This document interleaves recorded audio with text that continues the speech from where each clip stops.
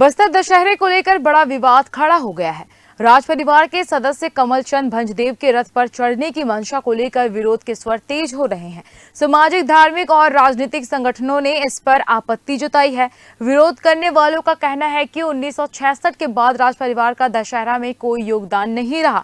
इसी बीच इस मुद्दे पर राजनीति भी गर्मा गई है और कांग्रेस ने बीजेपी पर राजतंत्र वापस लाने की कोशिश का आरोप लगाया है। आइए आपको बताते हैं बस्तर राज परिवार और दशहरा का पूरा इतिहास क्या है। जगदलपुर का बस्तर दशहरा विश्व प्रसिद्ध है, जो पूरे 75 दिनों तक चलता है। इस पर्व की जड़ें बस्तर रियासत से जुड़ी हैं और इसके अंतिम शासक रहे थे महाराजा प्रवीर चंद भंजदेव। महाराजा प्रवीर चंद की 1966 में मृत्यु के बाद आधिकारिक तौर पर बस्तर में राजतंत्र खत्म हो गया।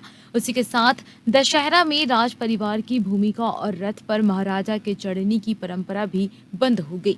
इतिहास पर नजर डालें तो महाराजा प्रवीर चंद ने कभी भारत सरकार से दशहरा के लिए अनुदान नहीं दिया।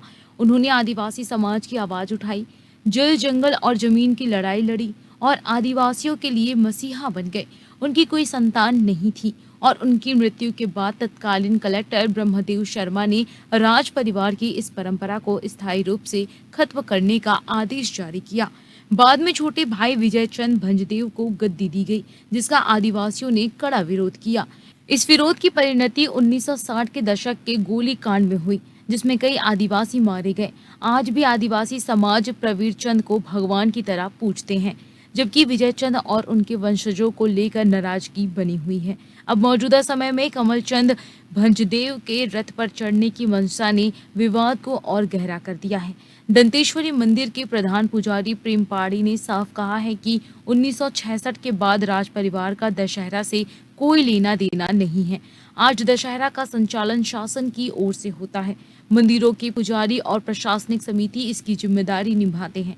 इतिहास गवाह है कि महाराजा प्रवीर चंद के बाद किसी भी राज परिवार के सदस्य ने रथ पर कदम नहीं रखा। इसी बीच इस मुद्दे ने सियासत भी गरमा दी है।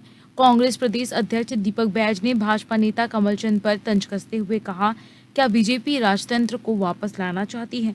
शहर कांग्रेस अध्यक्ष सुशील मौर्य ने उन्हें सलाह दी है कि शालीनता रखें और इस परंपरा से दूरी बनाएं। वहीं आदिवासी समाज के संरक्षक बालदेव मौर्य ने कहा कि रथ पर केवल माटी पुजारी ही बैठ सकते हैं, न कि राज परिवार के कोई सदस्य। कुल मिलाकर बस्तर दशहरा को लेकर परंपरा बनाम राजनीति का यह विवाद अब गर्माता नजर आ रहा है। अब देखने वाली बात होगी कि इस पर प्रशासन और सरकार क्या निर्णय लेती है।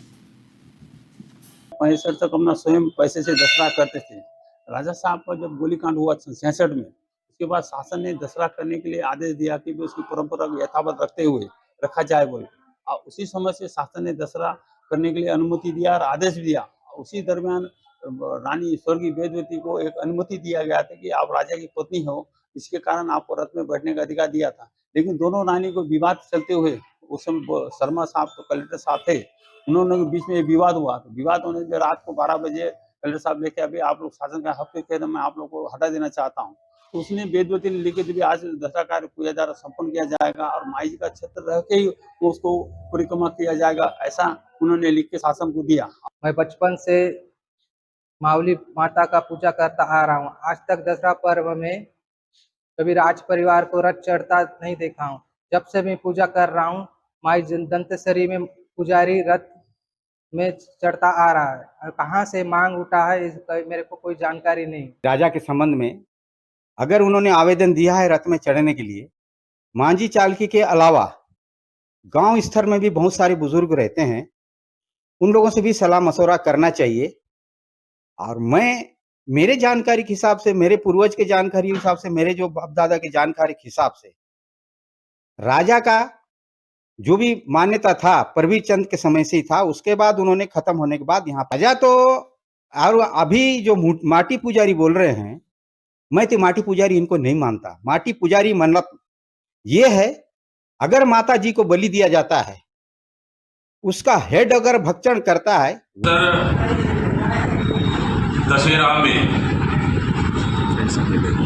1966 से अभी तक का परंपरा नहीं रही है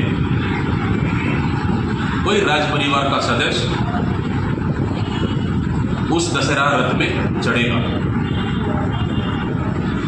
क्योंकि 1966 के निर्णय के बाद बाकायदा माई दंतेश्वरी की छत्र सवार होती है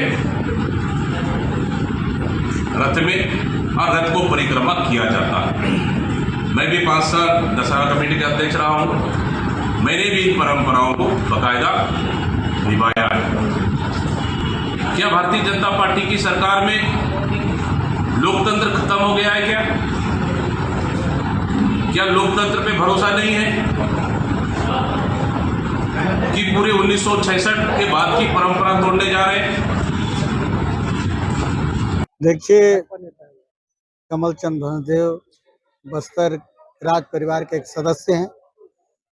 1967 के बाद आज तक कोई भी राज परिवार का सदस्य रथारूढ़ नहीं हुआ, परंतु पहली बार भारतीय जनता पार्टी की सरकार आने के बाद वह रथ में चढ़ेंगे। ये सभी शहरवासियों के लिए और बस्तर वासियों के लिए सोचने का विषय हो गया है, क्योंकि अब लोकतंत्र है। पहले राजतंत्र चलता था। लोकतंत्र में यह पूरा आयोजन सरकारी कार्यक्रमों के अनुसार होता है।